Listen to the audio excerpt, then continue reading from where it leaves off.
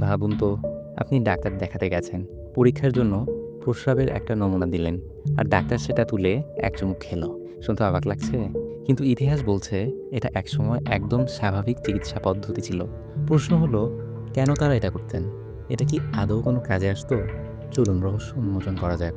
মধ্যযুগে কোনো blood test ছিল না। এক্স-রে তো দূরের কথা। চিকিৎসকরা রোগ নির্ণয়ের জন্য নির্ভর করতেন কিছু প্রাকৃতিক লক্ষণের উপর।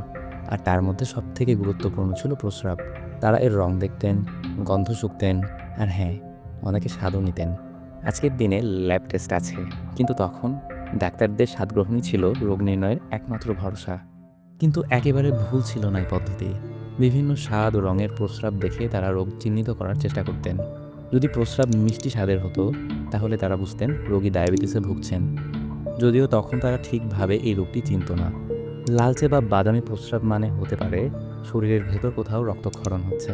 আবার ঘোলা প্রস্রাব হলে তারা মনে করতেন সংক্রমণ হয়েছে। তারা এমনকি প্রস্রাবের রং অনুযায়ী বিভিন্ন রোগ চিহ্নিত করার জন্য বিশেষ চার্টও বানিয়ে রেখেছিলেন। এখন ব্যাপারটা যতই উদ্ভট লাগুক, এর পেছনে কিছুটা বৈজ্ঞানিক ভিত্তি ছিল।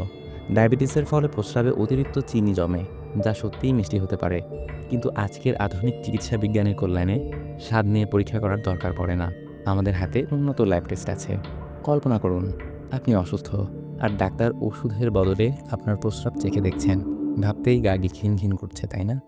ভাগ্য ভালো, চিকিৎসা বিজ্ঞানের উন্নতির ফলে এই অদ্ভুত পরীক্ষা আর কেউ করে না।